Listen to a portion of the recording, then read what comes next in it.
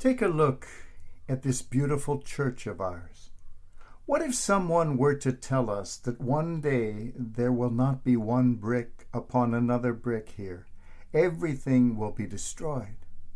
We probably wouldn't believe it. Well, just stick around until the next earthquake and we might see it. But this is what the hearers of Jesus were hearing. They were admiring this magnificent temple that had taken 46 years to build. Jesus told them that in their lifetime it would all be destroyed. They thought he was crazy. But indeed, in 70 AD, that temple was destroyed. We are all familiar with stories of the horrors of the Nazi regime of the 1930s and 40s. The night of November 9th, 1938, was a terrible sign of things to come. On that night, which has come to be known as Kristallnacht, Crystal Night, gangs of Nazi thugs went into the streets and, among other outrageous acts of violence, burned down the Jewish synagogues. It was a night of terror for all.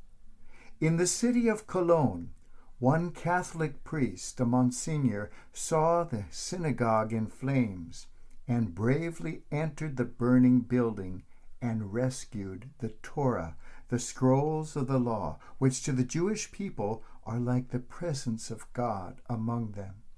That would be like a non-Catholic coming into a burning Catholic church and rescuing not the paintings or the organ, but the tabernacle with the Blessed Sacrament.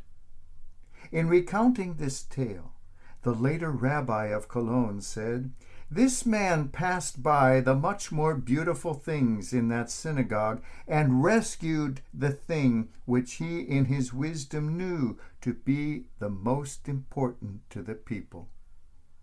What a wonderful act of heroism and courage. This was the church at its best. The priest kept that Torah until after the war, when he returned it to the Jewish community. A few years ago, that Torah was restored so that it could be used again. The costly restoration was paid for by the Cardinal of Cologne.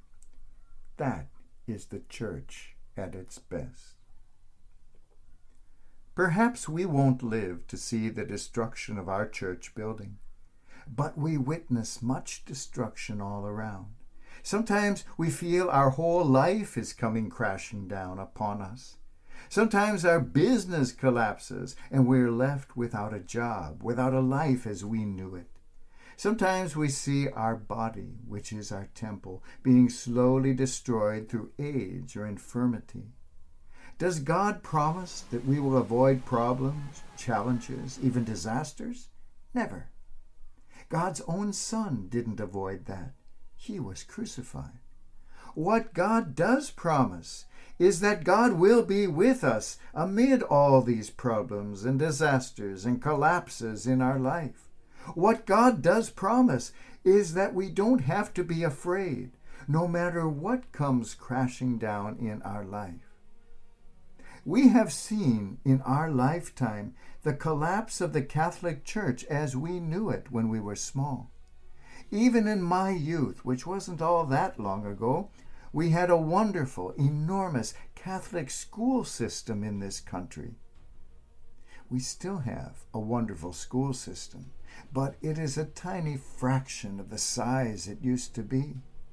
The kids who are lucky enough to be in our schools now are truly fortunate. We grew up in times when you would see nuns wherever you walked, at least where I was from. You don't see so many now.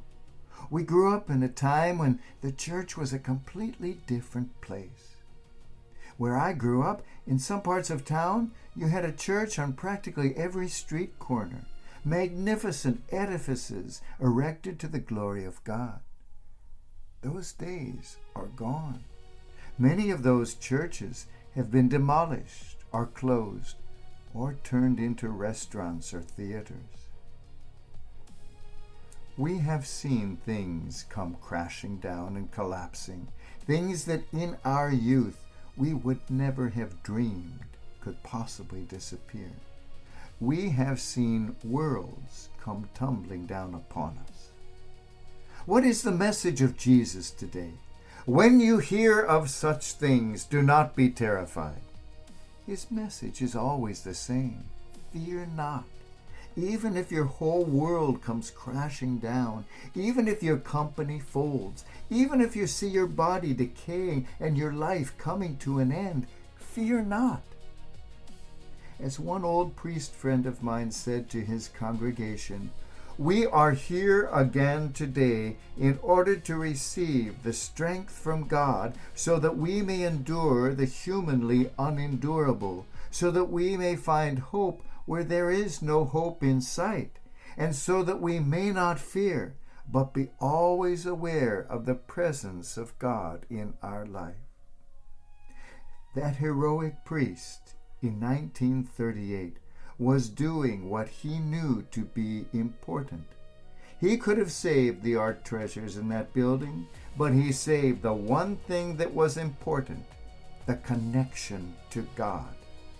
When our lives come crashing down upon us, when our institutions collapse all around us, the only thing to save is that connection to God. Like the priest in Cologne, let us enter that burning temple, the sometimes seemingly collapsing, burning temple of our lives, and rescue that one thing that is important, the one thing that will keep us going no matter what. The living, loving, fear-dispelling, life-giving connection to the eternal God.